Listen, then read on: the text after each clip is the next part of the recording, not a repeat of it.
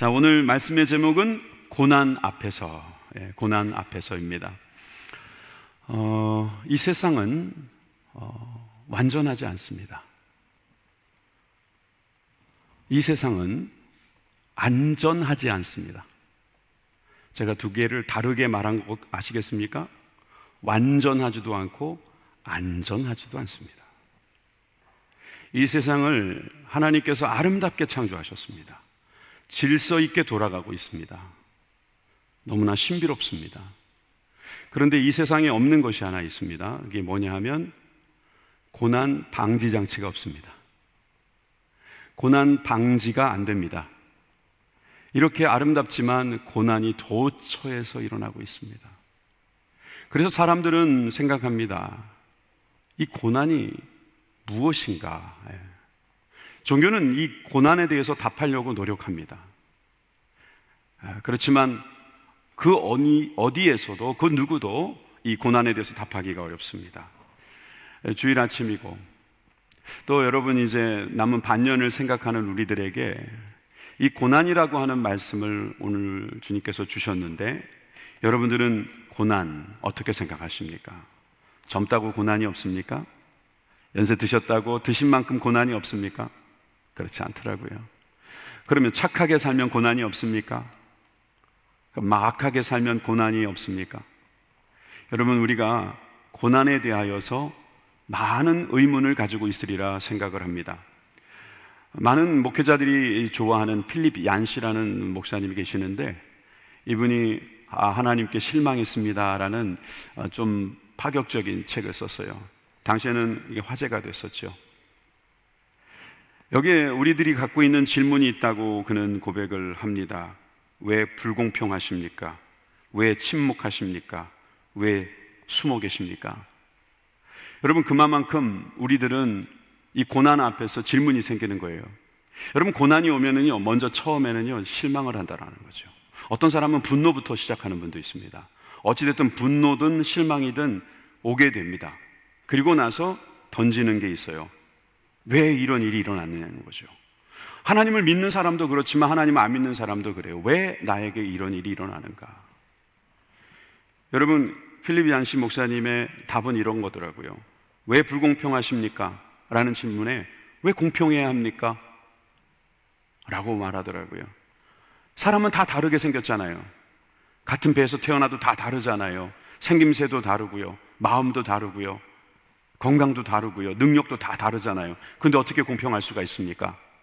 그러면 하나님께서 처음부터 똑같이 만들어 주셨으면 되지 않습니까? 그게 가능합니까? 똑같다는 것은 매우 어려운 일입니다. 정말 어려운 일입니다.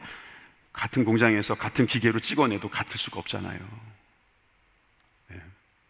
어디에 가느냐에 따라서 그 제품의 그 성능이나 또는 기간이 달라지잖아요. 여러분, 우리는 공평해야 된다라고 하는 생각을 가지고 있는 것이 참 놀랍습니다. 그런데 왜 공평해야 되느냐는 거죠. 왜 공평하고 또 그 공평하지 않은 이 문제는 그럼 누구의 문제냐 이거죠. 또 왜 침묵하십니까? 하나님이 언제 침묵하셨습니까? 말씀하셨다는 거예요. 못 알아들은 것이죠. 왜 하나님 숨어 계십니까? 왜 하나님이 숨어 계십니까? 하나님께서 우리들에게 자꾸 보여주시는데 우리가 못 본 거죠. 목사님이 쓴 책이니까 뭐 그렇겠지라고 생각하지만 여러분, 하나님은 일하고 계십니다. 도리어 보여지게, 너무 확실하게 보여지게 일하면 여러분, 우리는 아무것도 못합니다. 제가 이 교회의 담임 목사잖아요. 그래서 제가 어떤 일을 할 때요, 조금 이렇게 일을 열심히 할 때가 있어요.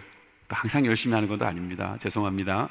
그런데 열심히 할 때 보면은 제가 굉장히 자세하게 신경을 쓸 때가 있어요. 부담스러워 하시더라고요. 하나님께서 여러분들의 일거수일투족을 다 관찰하는데 보인다. 화장실까지 따라오시고. 그런데 여러분, 놀랍게도 하나님은 보고 계십니다. 다 알고 계십니다. 우리가 못 보는 거고 우리가 못 들은 것일 뿐이죠. 여러분, 오늘 우리는 한 인물을 분석해야 될 것 같습니다. 욥이라고 하는 사람입니다. 자, 우리 욥기 1장 1절과 1절 말씀부터 먼저 보도록 하죠. 1절 말씀 한번 같이 읽겠습니다. 시작. 우스 땅에 욥이라 불리는 사람이 있었는데 그 사람은 온전하고 정직하여 하나님을 경외하며 악에서 떠난 자더라. 여러분, 여기에서 우수라는 땅이 있어요. 우수 땅이 어디 있지? 고맙습니다. 저렇게 사해 밑에 에돔이라는 지역이 있는데 에돔 지역 근처에 우수 땅이 있을 것으로 보입니다. 왜냐하면 예레미야 애가 4장 21절에 보면은 우수 땅에 사는 딸 에돔아 이랬거든요. 그러니까 우수 땅과 에돔 땅은 근처인가 보다, 이렇게 우리가 생각할 수 있죠. 여러분, 여기는 이스라엘 백성들, 선택받은 이스라엘 백성들이 사는 곳이 아닙니다. 말 그대로 이방인의 땅입니다. 그래서 욥은 우리가 추측컨대 이방인일 가능성도 배제할 수 없습니다. 저와 같이, 여러분 같이 이방인일 가능성이 있다고 하는 것이죠. 그리고 또 한번 보여주십시오. 욥이라고 불리우는 사람이라고 했어요. 옛날 번역에는 욥이라는 사람이라고 했지만 이제 새로운 번역에 더 충실하게 번역한 거겠는데, 욥이라 불리는 사람이니까 이게 별명일 수도 있다는 거예요. 그 설득력 있는 이유가 욥이라는 말이 이 뜻이 뭐냐면 고난받는 자란 뜻이에요. 어떤 엄마가 자기 자녀 이름에게 고난받는 자라고 이름을 주겠습니까? 이 고난받는 자라는 이름 불리운다는 것은 이 욥이라는 사람을 후대 사람이나 아니면 그때 같이 살았던 사람이 볼 때 고난이 심했다는 것이죠. 그래서 욥이라 불리는 사람이라고 번역도 했습니다. 또 그 사람은 어떤 사람이었는가? 1절 다시 보여주시면 여기 보니까 온전했다 그랬어요. 온전이라는 말은 겉과 속이 같다는 뜻이 될 것입니다. 정직했다는 것은 그러니까 속이 다 보인다는 것이죠. 깨끗하게 산다는 것이죠. 또 하나님을 경외한다는 것은 경건하다는 뜻입니다. 경건하게 바르게 하나님을 두려워하지만 그러나 또 하나님을 공경할 수 있는 마음 갖고 있는 사람이에요. 길게 표현되어 있지만 악에서 떠난 자, 즉 의인이다, 이렇게 성경은 말하고 있습니다. 그래서 욥의 별명은, 욥이 별명인데 또 다른 별명은 동방의 의인이라는 별명도 갖고 있습니다. 그리고 그가 나중에 140세까지 살았어요. 그리고 많은 종들도 있었고 많은 자녀들도 있었어요. 그것만 보아도 그는 아마 족장 시대의 사람일 것이다, 이렇게 보는 견해가 많습니다. 다시 말해서 아브라함 시대, 굉장히 오래전에 살았던 사람이었을 것이다, 이런 생각이 듭니다. 어찌됐든 여러분, 우리는 이 욥이라는 사람에게 일어난 일들을 잠시 보아야 될 것 같습니다. 우리 2절과 3절을 보여주십시오. 여러분들이 보는 2절과 3절의 내용은 그가 가지고 있는 이제 재산과 어찌 보면 환경입니다. 아까는 그가 갖고 있던 신앙이었다면 이제는 그가 가지고 있는 어떤 재산이나 여러 가지 형편이라는 뜻이죠. 그 소생은 남자가 7이요 여자가 3이며 그 소유물은 양이 7천이요 약대가 얼마예요? 3천이요 소가 500결이요 암나귀가 500이며 정도 많이 있었으니 이 사람은 동방 사람 중에 가장 큰 자라, 이랬습니다. 여러분, 여기에 숫자가 보이십니까? 7, 셋, 7, 셋, 5, 5. 5, 5는 10, 7, 3은 10. 3이나 7이나 10이라는 숫자는 여러분 아시다시피 완전 숫자입니다. 꼭 7명, 꼭 3명이었을 것 같아요. 아이는, 자녀는 그럴 수 있다고 생각해요. 근데 약대가 3,000마리였을까요? 꼭 3,001마리가 되면 한 마리 그냥 버려버렸을까요? 한 마리 채우기 위해서 막 어디서 데려왔을까요? 그건 아닐 것 같아요. 그래서 이 욥을 쓴 저자는 매우 문학적인 표현을 여기서 썼다라고 보는 생각도 듭니다. 어찌 보면 완전한 거예요. 어찌 보면 온전하다는 말이 이런 데서도 보여지는 것입니다. 여러분, 욥이라고 하는 사람의 환경, 그야말로 또 완벽합니다. 동방에서 큰 자다. 여러분, 어떻게 사람이 이럴 수가 있습니까? 속도 괜찮고 겉도 괜찮고, 여러분 남이 보기에도 괜찮고 하나님 보시기도 괜찮고, 여러분 이러기가 쉽습니까? 어렵습니다. 그죠? 그런데 하나님께서는 이 어려운 걸 해내십니다. 바로 저와 여러분들이 바로 이 욥과 같은 삶을 살아가고 하시는 것이죠. 여러분, 우리가 영적으로 보면 욥과 같은 사람인 줄 믿으시기 바랍니다. 아멘 안 하시는 분들은 아멘 안 했다고 안 되는 것이 아닙니다. 여러분들이 아멘을 안 하셨어도 하나님은 여러분들을 이제 온전케 하시는 거예요. 이 십자가의 피로 여러분들의 죄를 깨끗이 사해 주시니까 이 죄를 벗어버린 여러분들은 이제 점점점 욥처럼 그렇게 큰 자가 되고, 또 온전한 자가 되고, 정직한 자가 되고, 하나님의 능력으로 힘입는 자가 될 것을 믿으시기 바랍니다. 여러분, 욥이 갖고 있는 재산 많은 건 사실이에요. 뭐 요즘엔 이보다 더 많은 사람은 솔직히 없겠습니까? 재산의 많고 적음이 아니라 이거 온전하다는 거예요. 충분하다는 거예요. 적절하다는 거예요. 내게 부족함이 없으리로다. 어떤 분은 10억을 줘도 부족합니다. 다오다오 하는 사람이 있는가 하면 뭐 조금 줘도 하나님 감사합니다. 그리고 그 작은 중에도 나누고 베풀고 그렇게 사시는 분들이 있습니까? 없습니까? 예, 있다고 하시는 분들이 바로 그분들입니다. 예, 있습니다. 저는 이 욥기는 바로 하나님께서 너희들이 바로 욥이다 라고 하시는 메시지로 받으면요, 이 욥기가 되게 재밌게 보입니다. 뭐 욥기 오늘 뭐 다를 모두 볼 수 있는 시간이 없어요. 엘리바스와 소발과 또 누구예요? 그 빌닷이라고 하는 친구, 세 친구가 찾아와가지고 욥이 고난을 받을 때 와서 했던 이야기, 그 얘기 오늘 못해요. 나중에 엘리후라고 하는 사람이 나타나서 스피치하는 거, 그것도 오늘 못해요. 나중에 하나님께서 직접 나타나셔서 막 말씀하시는 것도 오늘 못합니다. 오늘은 무슨 이야기만 할 거냐면 고난 앞에 맞닥뜨린 욥의 이야기를 좀 할까 합니다. 욥이라는 사람은 허구의 인물이 아닙니다. 이걸 아셔야 됩니다. 욥은 우리 신앙에 있어서 매우 중요한 인물이라는 것은 분명합니다. 에스겔 14장 14절을 보십시오. 성경에 욥 제외하고 다른 책에서 욥이 등장하는 거의 유일한 본문이기도 한데, 비록 노아, 다니엘, 욥 이 세 사람이 거기 있을지라도 그들은 자기의 의로 자기의 생명만 건지리라. 무슨 말이냐면 심판의 때가 다가오면 다 죽을 건데 요 세 사람은 살아남을 가능성이 있다는 거예요. 왜냐하면 자기 의가 좀 있어서 그 의로 자기의 생명만은 건질 수 있는 사람, 세 사람 누구라고요? 노아, 거의 아담 같은 사람이잖아요. 다니엘, 몇 제국을 지나가면서 하나님의 영광을 드러냈던 사람이죠. 그리고 또 한 사람이 누구라고요? 욥. 만약에 허구의 인물이라면 굳이 에스겔의 이 말씀을 기록할 이유가 없지 않겠습니까? 그러니까 여러분이 욥은 소설이다 생각하지 마시고 이 욥은 바로 우리들과 연관이 있다, 이렇게 생각하시고 오늘 말씀을 들으시기를 부탁드립니다. 자, 먼저 우리가 고난 앞에서 우리에게 나타나는 현상을 한번 보도록 하겠습니다. 첫째는 그래서 이유를 묻고 싶다면, 이 고난이 저의 죄 때문일까요? 저에게 왜 이런 고난이 일어납니까? 라고 말할 때 여러분들에게 일어나는 그 문제는 꼭 죄 때문만은 아닙니다. 죄 때문일 수도 있습니다. 죄를 지어서 내가 이렇게 벌을 받는구나 라고 판단이 여러분들이 혹시 서실 만큼 그런 큰 죄를 지으신 경우도 있을 테니까 제가 그것을 아니라고 말하면 곤란하죠. 여러분, 신명기에도 보면은 순종하면 복 받고 불순종하면 저주받는다라는 말씀이 있기 때문에 여러분, 우리가 죄 때문에 고난을 받는 것은 분명히 있을 수 있습니다. 그건 분명히 존재하는데 모든 고난이 다 죄 때문이다라고 생각하는 것은 빨리 버려야 합니다. 특히 한국 사람들은 인과응보 사상이 뿌리 깊게 박혀 있어요. 그래가지고 그것 때문에 너무너무 힘들게 살아요. 그러지 마시고 오늘 말씀대로 사십시오. 말씀은 뭐라고 말하냐면 꼭 고난은 죄 때문이 아닐 수도 있다는 거예요. 자, 그러려면 그 근거가 있어야 되지 않겠습니까? 성경으로 근거를 삼겠습니다. 욥기 1장 6절에서 7절 말씀을 보여드립니다.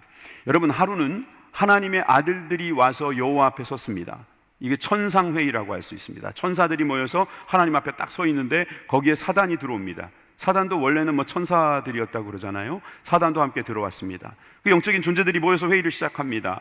여호와께서 사단에게 이르되 내가 어디서 왔느냐라고 보고하라는 거죠.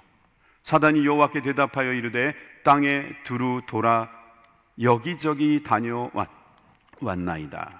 여러분, 사단은 꼭 본질을 흐려요. 사실은 욥한테 갔다 왔거든요. 욥을 보면서 막 배가 아팠거든요. 이 인간을 내가 어떻게 처리를 해야 되나. 그러고 하고 다녔을 때인데 그거를 여기저기 다녔다. 물론 뭐 그럴 수도 있겠지만 지금 이 사단은 욥을 어떻게든 쓰러뜨리려고 혈안이 돼 있다는 것을 우리는 바로 알 수 있습니다. 8절 9절입니다. 여호와께서 사단에게 이르시되 내가 내 종 욥을 유의하여 보았느냐. 하나님 바로 간파하시는 거예요. 그랬더니 그와 같이 순전하고 정직하여 하나님을 경외하며 악에서 떠난 자가 세상에 없느니라. 사단이 여호와께 대답하여 가로되 욥이 어찌 까닭없이 하나님을 경외하리이까. 여러분, 이 구절에 이 사단이 말한 것이 욥 전체를 뚫어버리는 주제일 수도 있어요. 무슨 말인 줄 아세요? 욥이 어찌 까닭없이 하나님을 경외하겠습니까? 까닭이 있다는 거예요. 그가 그렇게 의롭게 살고 그가 그렇게 온전하게 살아가는 것은 이유가 있다는 거예요. 그게 사단의 주장입니다. 세상도 그렇게 생각할 것입니다. 그 사람이 만약에 순종을 잘한다면 그 순종하는 이유가 있을 것이다. 그 이유가 뭐라고 사단은 말하고 있겠어요? 10절에서 이렇게 말합니다. 10절, 주께서 그와 그 집의 모든 소유물을 산울로 두르심이 아니니까. 그가 복을 받았으니까. 여기서 말하는 복이란 소유물입니다. 소유물이 많으니까 그가 그렇게 하나님을 경외하고 살았던 것입니다. 그렇게 우기려는 거죠. 주장하는 겁니다. 주께서 그의 손으로 하는 바를 복되게 하사 그 소유물로 땅에 널리게 하셨음이니이다. 여러분, 세상도 그럴 겁니다. 너 교회 다니냐? 그래, 너 복 받으려고 다니지 라고 말은 안 하지만 속으로 그럴 거예요. 너 근데 그렇게 오래 다녔는데 왜 이렇게 복을 못 받았냐? 우리가 받은 복을 그들의 눈에서는 안 보일 테니까 그저 소유물만 가지고 복이니 뭐니 말할 수 있다는 것이죠. 여러분, 세상 사람들은 어찌 하나님께서 당신에게 복을 주느냐라고 물어봅니다. 대놓고는 아니지만. 여러분, 사단은 우리가 없으면 안 믿을 거라고 생각합니다. 근데 저는 사단은 아닙니다, 여러분. 저 아닙니다. 믿어주십시오. 저는 있으면 더 안 믿을 것 같은 이유는, 그런 생각이 드는 이유는 뭘까요? 사단은 없으면 안 믿을 거라고 말하는데 저는 있어도 안 믿을 것 같아요. 자주 하는 말이지만 여러분들에게 갑자기 수십조가 생겼다고 해보세요. 다음 주에도 여기 교회 나오시겠습니까? 다음 주에도 여러분 그거 하시겠습니까? 그거. 여러분, 이게 사단의 논리예요. 어찌 까닭 없이 하나님을 경외하리까? 그러면 그 까닭이 무엇인지에 대해서 그는 또 물어보는 거예요. 여러분, 우리가 고난 앞에서 그 이유를 묻고 싶을 때가 많습니다. 저의 죄 때문입니까? 그럼 하나님은 어떻게 대답하실까요? 대답 대신에 욥을 우리들에게 보여주시는 거죠. 여러분, 욥은 죄 때문에 고난받은 게 아닙니다. 욥은 믿음이 있어서 고난받은 거예요. 이 세상에는 믿음이 있어서 고난받는 사람도 존재합니다. 욥기가 바로 그것을 우리들에게 보여주는 것입니다. 성경에서 이렇게 기가 막힌 말씀이 있다는 사실을 우리가 알면 너무 좋은 겁니다. 오늘 좀 어려운 내용일 수도 있습니다. 그러나 우리의 마음을 시원하게 해주시는 말씀이 될 수도 있습니다. 고난의 이유를 묻는 우리들에게 꼭 죄 때문에 고난이 온 것은 아니다. 너의 믿음 때문에 올 수도 있다 라고 하는, 여러분, 이 고난에 대한 이해, 고난 이해에 대한 지평을 훨씬 더 넓혀주셨다는 사실을 여러분 믿으시기 바랍니다. 여러분 중에 지금 고난을 당하는 이유에 대해서 물어보신 분들이 있을 겁니다. 왜 나에게 이런 가난이 찾아오는가? 왜 나에게 이런 질병이 찾아오는가? 왜 내 친구가 나를 이렇게 배신하는가? 여러분, 그 이유를 묻고 싶다면 욥기를 읽어보십시오. 자, 욥에게 일어난 일을 조금 더 이야기해야 되겠습니다. 왜냐하면 결국 하나님과 사단에게 있었던 그 천상회의의 결론은, 그러면 생명만 건들지 말고 네 멋대로 한번 해봐라. 난 자신 있다. 하나님께서 말씀하시는 거예요. 하나님의 자신감. 요즘 청년들의 표현대로 근거 없는 자신감, 근자감. 근데 하나님은 근거가 있는 자신감이에요. 왜? 욥을 하나님은 믿으셨다는 거예요. 여러분, 우리는 하나님의 자녀라서 하나님이 우리를 믿어주시고 우리에게 자신감을 갖고 계십니다. 사단하고도 얼마든지 내기하실 수 있는 그런 마음이 있으시다는 거예요. 자, 그런데 이제 어떤 일이 벌어지냐면 사단이 그를 공격하기 시작하는데 15절부터 19절까지 한번 제가 볼게요. 스바 사람이 갑자기 이르러 그것을 빼앗고 칼로 종을 죽였나이다. 이게 종의 보고예요. 종이 갑자기 달려와서 그렇게 보고하는 거예요. 종을 죽입니다. 나만 홀로 피한 고로 주인께 고하러 왔나이다. 그가 아직 말할 때에 또 한 사람이 와서 고하되 하나님의 불이 하늘에서 내려와서 양과 종을 살라 버렸나이다. 나만 홀로 피한 고로 주인께 고하러 왔나이다. 여러분, 종들이 죽습니다. 함께 있었던 많은 양과 그 가축들이 죽습니다. 졸지에 다 어려워지는 거죠. 요즘으로 말하면 부도가 나버리는 거예요. 가지고 누가 도망가 버린 거예요. 이런 엄청난 일이 벌어졌습니다. 그런데 이 정도는 참을만 합니다. 18절과 19절을 보시면 여러분, 이보다 더한 게 없습니다. 그가 아직 말할 때에 또 한 사람이 와서 고하되 주인의 자녀들이 그 맏형의 집에서 식물을 먹으며 포도주를 마시더니 거친들에서 대풍이 와서 집 내 모퉁이를 치매 그 소년들 위에 무너짐으로 그들이 죽었나이다. 나만 홀로 피한 고로 주인께 구하러 왔나이다 한지라. 여러분, 얼마나 비참합니까? 아들 7, 딸 3이 죽었어요. 졸지에. 여러분, 이건 너무너무 불행한 일입니다. 전 그래서 이걸 볼 때 지나가기가 어려운 거예요. 여러분, 하나님께서 아무리 내기도 좋고 아무리 욥에 대한 자신감이 있어도 좋지 어떻게 자녀를 데려가시나? 전 여기에서 또 한 번의 우리의 눈이 띄어지는 역사를 봐야 된다고 생각합니다. 여러분, 그 7 아들과 3 딸이 어디가 있을까요? 지금 천국 가 있습니다. 천국이 욥이라는 아버지, 거부의 아버지 집에 살고 있는 그 환경보다 좋을까요? 나쁠까요? 여기 먼저 믿으신 분들이 대답해 보세요. 천국이 좋아요? 여기가 좋아요? 천국이 좋다니까요. 여기 군대 생활 정말 제대로 하신 분들 많이 계시죠? 저는 군대를 좀 일찍 제대했어요. 왜냐하면 그 군사교육을 받고 대학교 다닐 때 군사교육을 받으니까 좀 일찍 내보내주더라고요. 저보다 고참이 있었어요. 수고하십시오. 저 나갑니다.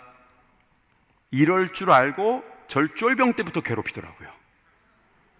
그래서 그냥 군대에서 근무하는 내내 괴롭힘을 당하다가 진짜 마지막 몇 달 정도 남겨놓고 이제 진짜 나가는 거죠. 안녕히 계세요. 고참들이 저보다 고참들이 있는데도 수고하시라고 하면서 수고하십시오 그러고 전 나왔어요. 여러분, 군대를 생각해 보세요. 군대 좋죠? 요즘 많이 좋아졌죠? 군대에서 아무리 좋아도 집이 더 좋죠. 집이 더 좋잖아요. 여러분, 여기가 좋아요? 천국이 좋아요? 네. 여기가 아무리 좋아도 천국이 더 좋아요. 그걸 이해한다면 이 10명의 자녀들이 죽은 것에 대해서 우리는 또 이해할 수가 있습니다. 이해가 되시겠습니까? 만약에 하나님께서 이 7 아들과 3 딸이 지옥으로 갔다든지 아니면 그냥 땅에 묻히고 끝나는 거라면 이건 좀 지나치지 않습니까? 그러나 그 자녀들을 더 좋은 곳으로 데려가셨고 또 그로 인하여서 하나님께서 주시는 이제 앞으로 우리들에게 펼쳐질 하나님의 뜻이 이루어지는 것을 보게 되면 여러분, 하나님은 역시 하나님이십니다. 여러분, 우리는 그런 믿음도 있습니다. 그런데 자꾸 깜빡깜빡 하는 거예요. 죽었다 그러면 먼저 불행해지는 거예요. 힘들다. 힘들어하지 마세요. 힘들죠. 이별에 대한 고통은 있습니다. 그건 이제 인정해야 됩니다. 그것까지 무시하면 안 됩니다. 그러나 가만히 생각해 보세요. 더 좋은 곳에 가셨어요. 더 좋은 곳에 가셨어요. 진짜 좋은 곳에 가셨어요. 너무 좋은 데 가셔가지고 아직도 안 오시잖아요. 아무도. 얼마나 좋으면 아직도 안 오시겠어요? 거기 정말 좋습니다, 여러분. 그럼 목사님 먼저 가보십시오. 예, 정말 가고 싶습니다. 특히나 제가 이렇게 설교할 땐 더 가고 싶습니다. 예. 제가 가서 정말 편지 보내고 싶어요. 여기 너무 좋다고. 여러분, 그렇게 좋은 곳으로 갔다면 이 불행한 일도 사실은 이해가 되는데, 여러분, 여기서 우리가 한 가지 알 수 있는 것은 우리는 여전히 질문한다는 거예요. 이 고난은 어디서 오는 것이냐? 여러분, 고난에 대해서 자꾸 질문하려 하지 말고 그 고난에 대해서 한번 대응해 보시겠습니까? 제대로 반응해 보시겠습니까? 질문을 해봐야 거기에 대한 답을 줘도 이해를 못하지 않습니까? 그렇다면 이 고난에 대해서 우리가 어떻게 받아들이는 게 중요한가를 또 저는 이야기하고 싶은 거예요. 자, 한번 보시면 디모데후서 3장 12절에 보니까 무릇 그리스도 예수 안에서 경건하게 살고자 하는 자는 핍박을 받으리라. 여러분, 이 말씀이 그냥 나온 게 아니에요. 여러분, 욥은 핍박을 받았어요. 어려움을 당했어요. 경건하게 살다가 말이에요. 경건하게 살았기 때문에 핍박을 받았다라고도 볼 수 있지만 경건하게 살아도 핍박을 받을 수 있다는 것입니다. 왜 경건하게 살면 핍박을 못 받는다고 생각하느냐는 말이죠. 우리는 경건하게 살았기 때문에, 또는 경건하게 살아도 핍박을 받을 수 있고 고난을 받을 수 있고 어려움을 당할 수도 있다는 거예요. 왜냐하면 그로 인하여서 하나님께서 일하시기 때문이죠. 무엇인가를 하고 있는 거예요. 우리는 이해 못하지만. 욥기 22장 4절에 보면은 하나님이 너를 책망하시며 너를 신문하심이 너의 경건함 때문이냐? 라고 친구들이 묻습니다. 여러분, 경건함 때문입니다. 사실은 욥이 거기서 경건함 때문이다 라고 말을 해도 돼요. 근데 이 겸손한 욥은 대답을 안 하더라고요. 경건함 때문에 고난 당할 수도 있어요. 여러분, 제가 크게 두 가지 답은 그냥 내놓지 않았습니까? 고난을 받는 이유, 죄 때문일 수도 있고 믿음 때문일 수도 있어요. 그러나 그 밖에 다른 이유도 있을 수 있어요. 근데 누가 아셔요? 하나님이 아세요. 그 하나님이 아시니까 나도 좀 알아야겠어요? 예, 한번 물어보십시오. 그러나 하나님이 대답 안 하신다고 여러분 거기다 호송세월하지 마세요. 모든 고난은 이유는 있지만 모를 수도 있다. 왜 꼭 알아야 돼요? 그걸 알면은 뭐 좀 달라지는 게 있습니까? 그리고 그 달라지는 가운데서 여러분들은 어떻게 반응할까요? 이게 죄 때문이 아니라고 하면은 너무 또 교만해지지 않겠어요? 나의 경건함 때문이라고 만약에 하지 않는다면 너무 또 막 죄책감 허덕이지 않겠어요? 하나님 앞에 겸손하게 엎드려 여러분들이 그 고난을 이해하려고 노력하시기를 바랍니다. 물론 여러분들이 질문하지 않고도 하나님께서 깨닫게 해주실 때가 있다는 말씀을 저는 근거로 하는 것입니다.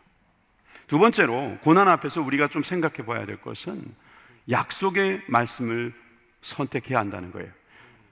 다시 말해서 감정의 결론으로 선택하지 말자는 거예요. 예?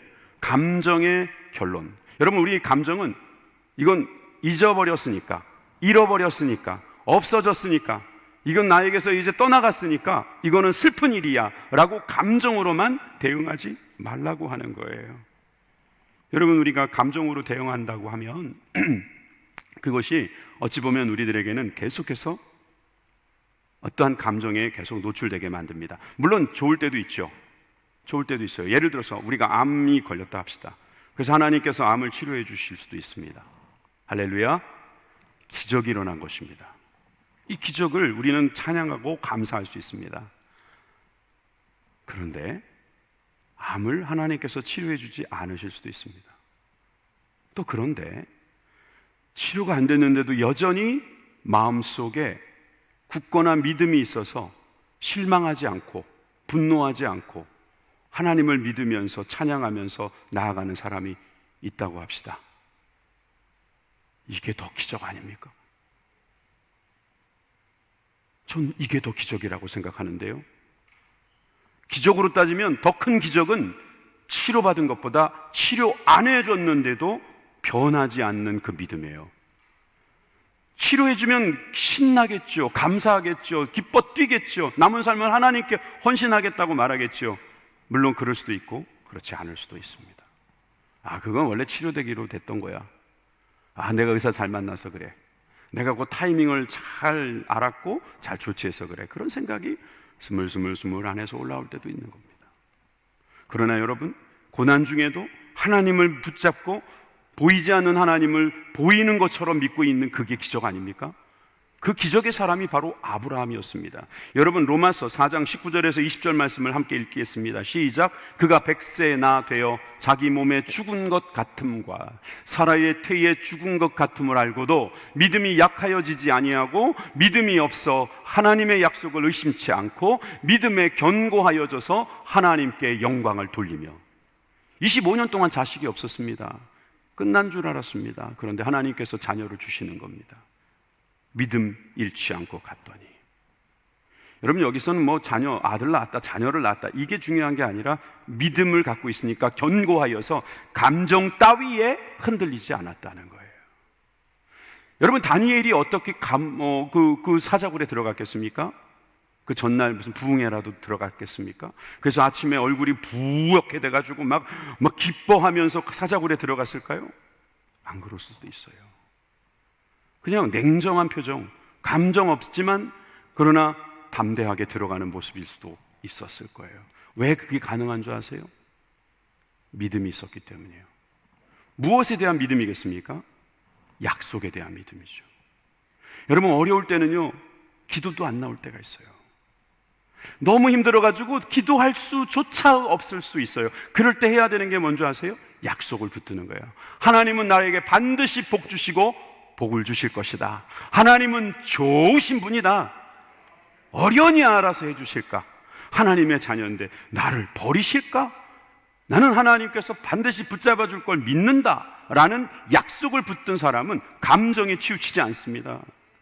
여러분, 감정 따위에 우리의 신앙, 영혼을 맡길 수 있겠습니까? 감정은 조속으로 변합니다. 아니죠. 몇 초만 해도 좋았다 나빴다 하는 게 우리들의 감정이니까 여러분, 그렇게 믿을 수 없는 감정에 의지하지 말고 약속을 붙드십시다. 여러분, 약속을 붙든 욥은 어떻게 했습니까? 그 난리가 났는데도 1장 20절 보세요. 그가 어떻게 했는지 같이 읽습니다. 시작. 욥이 일어나 겉옷을 찢고 머리털을 밀고 땅에 엎드려 경배하며. 할렐루야. 여러분, 경배했다는 것은 약속을 믿고 나아간 믿음의 행위입니다. 위에 겉옷 찢고 머리털 밀고 저 감정 아닙니까? 아닙니다. 저게 회개하는 모습이고 저게 주님 앞에 나아가는 모습이었던 것입니다.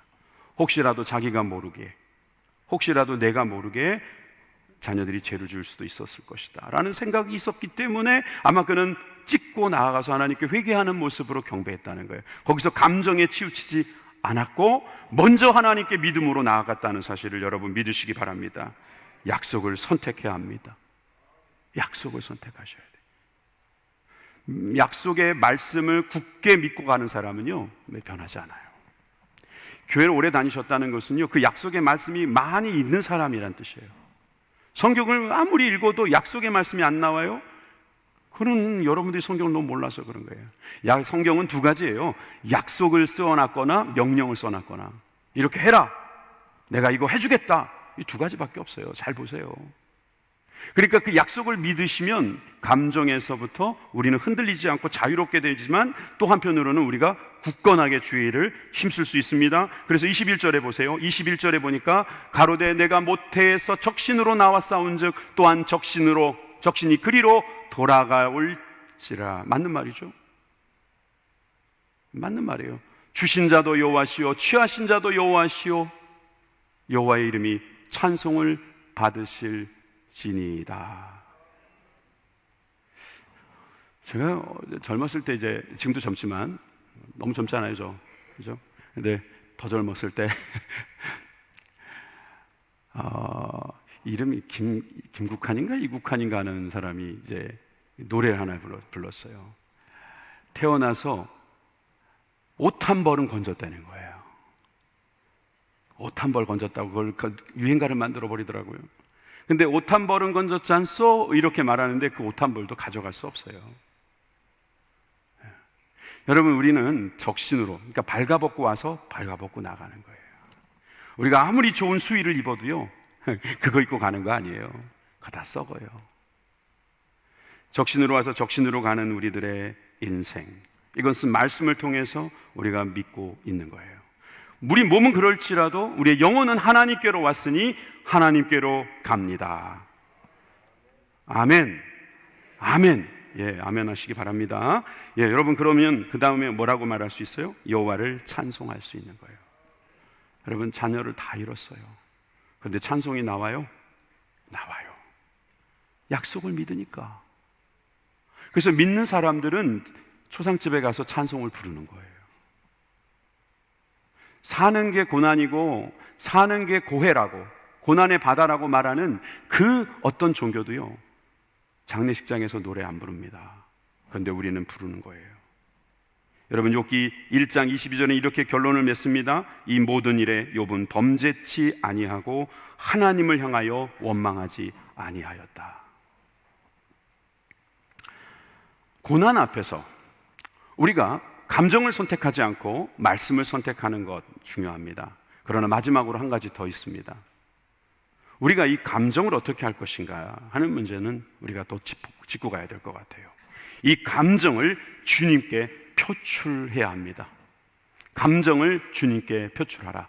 여러분 감정을 감추거나 꾹꾹 눌러 놓지 마세요. 그러지는 마세요. 감정을 표출하세요. 어떻게 표출해야 될까요? 말로 표출해야 되겠죠. 근데 사람에게 표출하지 마시고 여러분 마음에 있는 것을 기도로 표출하시기 바랍니다. 개신교인들이 천주교인보다 자살을 더 많이 한다는 통계가 있어요. 그런 생각이 들어요.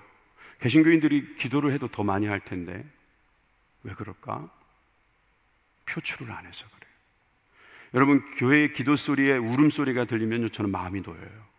아, 여기서 다 표출하시는구나. 근데 기도회가 있다고 해도 기도회도 안 나오고 기도를 하고 있는데 우는 사람도 없고 막 그러면 저는 긴장이 돼요. 다른 데서 표출될까 봐. 감정은 표출되어야 돼요. 아까 말씀드린 그 말씀하고 전 상충되는 거라고 생각하지 않아요. 여러분 감정을요 어디다가 표출해야 되냐면 하나님께 표출하면 돼요. 이게 재미난 표현이 하나 있어요. 2장 9절에 가니까 그 아내가 그에게 이르되 당신이 그래도 자기의 순전을 굳게 지키느냐? 하나님을 욕하고 죽으라. 이 말을 욥이 듣고 친구들에게 말한 거예요. 그런데 여기서 하나님을 욕하고 죽으라, 이 말은 어찌 보면 욥의 마음이에요. 그러니까 욥도 하나님께 욕하고 죽고 싶은 거예요, 사실은. 그러니까 아내가 수없이 많은 말을 했는데 그 말 하나만 딱 기억하고 친구들 앞에서 내 아내가 그러는데 하나님 욕하고 죽으랬어. 그러니까 마음의 감정이 표출되는 거예요. 건강한 거예요. 표출할 수 있는 거예요. 꾹꾹 눌러놓고 그걸 참으려고 하지 말고 표출하세요. 그렇다고 해서 막 사람들에게 표출하지는 마시고요. 어떻게 표출해야 될까요? 그걸 오늘 좀 생각해보고 마쳤으면 좋겠어요. 이런 풍선 효과라고 들어보셨어요? 풍선 효과? 예, 풍선 효과라는 것은 이 풍선이 일정한 양을 가지고 있는데 그것을 누르게 되면 그 한 곳을 눌렀을 때 그 저항이 적은 다른 쪽으로 부풀어 오르는 거예요. 그림 보여주시면 저런 거예요. 그러다가 어떻게 되겠어요? 저게 뻥 하고 터질 수가 있다는 거죠. 여러분 내가 감정을 눌러놓는다고 이게 없어지는 게 아니라 어딘가에 불어나서 거기서 터져버리는 거죠. 그러니까 이것을 표출하지 않으면 안 되는 것입니다. 감정이 쌓이고 눌리고 막 할 때 우리가 주 예수께 조용히 나아가 내 모든 짐 벗어놓고 여러분 우리가 주님 앞에 모든 것을 토해내면 주님은 들으십니다. 들으시고 그 감정을 주님께서 가져가십니다. 그리고 그 감정을 통해서 여러분들의 마음속에 정화작용을 일어나게 하십니다. 여러분 그것을 안다면 기도해야 합니다. 기도만이 우리의 감정을 표출할 수 있는 가장 좋은 장소임을 믿으시기 바랍니다. 여러분 사람한테 말해봐야 더 큰 문제만 발생합니다. 그러나 하나님 앞에 나아가서 말하면 하나님 다 듣고 계십니다. 너 나한테 뭐 하는 짓이냐 이러시지 않는다는 거죠. 여러분 욥기 3장 1절에서 4절에도 보면은요 욥이 저주합니다. 이건 저주한다는 말은 아까 말했던 하나님 앞에서 원망하지 않았다, 이거하고 잘 봐야 돼요. 저주하는 것은 원망이 아니에요. 여러분 욥이 자기의 생일을 저주합니다. 내가 안 태어났으면 어떻게 얼마나 좋았을까, 그날 밤에 내가 정말 안 태어났으면 얼마나 좋았을까. 감정을 표출하는 거예요. 표출. 여러분 시편에 가보면 감정 표출의 시가 얼마나 많은지 몰라요. 그게 탄원시라고 하는데요, 탄원시가 무려 58편이나 있습니다. 총 150편의 시편에서 58편이 다 탄원시예요. 3분의 1이 탄원시예요. 못 살겠어요, 저 죽고 싶어요, 저 좀 살려주세요, 전 이건 이해가 안 돼요, 막 그렇게 하는 거예요. 오죽하면 저주시도 있습니다. 저주시 한번 보여드리죠. 저주시 여러분 시편 109편 8절에서 11절. 여러분들은 저주하지 마시고 제가 읽을게요.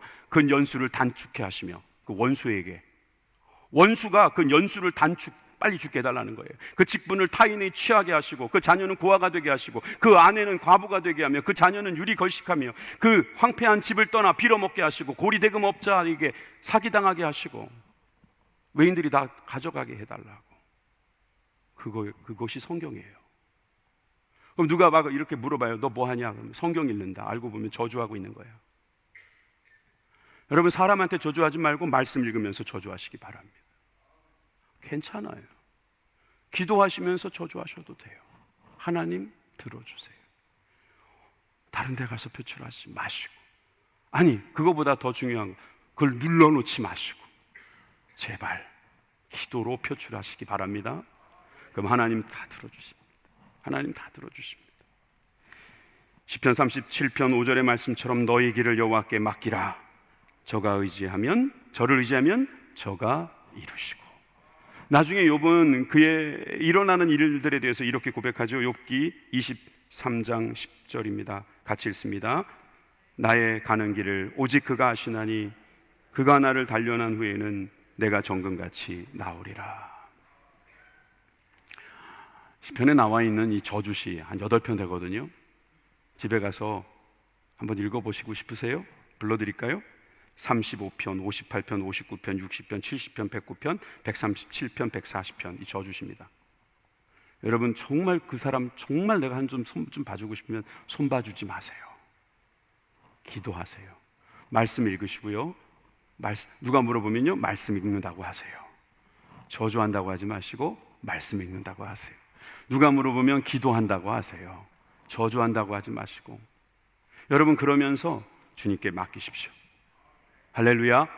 그리고 하나님께서 여러분들의 길을 통해서 단련하시고 정금같이 만드신다는 사실을 믿으십시오. 여러분 그렇게 되면 우리 고난 앞에서 어떻게 될까요? 우린 달라질 것입니다. 정금같이 나올 것입니다. 주님을 더 알게 될 것입니다. 주님을 더 기뻐할 것입니다. 할렐루야. 주님께 감사드릴 수 있을 것입니다. 기도하겠습니다.